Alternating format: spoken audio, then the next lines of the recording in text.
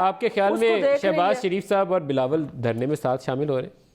मेरा ख्याल है कि वो मौलाना साहब की कारीगरी देखना चाहते हैं और कितनी मदारागरी वो करते हैं, और उस स्टेज पे जहाँ उनको खड़ा किया गया है उस कंटेनर पे, वो एट द एंड इस्लामाबाद पहुँचने तक वो कितने अच्छे अदाकार साबित होते हैं। तो उनकी फ़िल्म हिट होने का वेट कर रहे हैं। तो अभी तो ट्रेलर चल चुल रहे हैं, तो वो उन्हें यकीन नहीं है कि ये कोई इम्पैक्ट आएगा।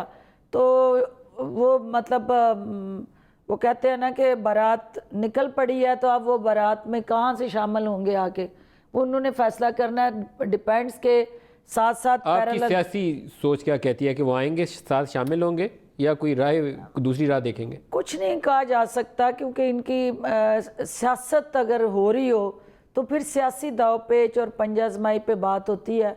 यहाँ सियासत नहीं हो रही, यहाँ मफाद की जंग हो रही है। अगर और यहाँ मफाद के लिए कोई ना कोई इधर उधर से उन्होंने चोर दरवाजे से कोई नकब जनी की कोशिशें जो हैं, उसमें वो देखेंगे कि ये सारी प्रेशर टैक्टिक्स हैं जो आपने आज इमरान खान साहब की तकरीर के क्लिप्स भी चलाए।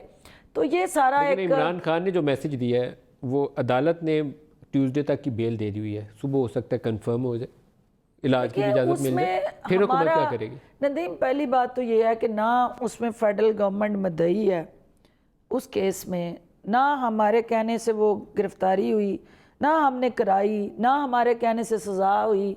उसको गिरफ्तार करने वाले सुप्रीम कोर्ट के फैसले के बाद नैब ने उसको टेकअप किया।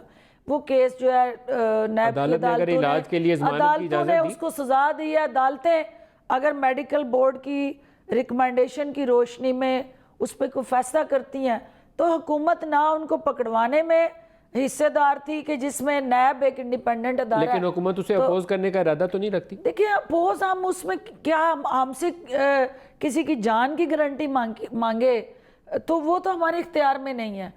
इसके अलावा तो वो फाकी हुकूमत का उसमें रोल ही कोई नहीं बनता।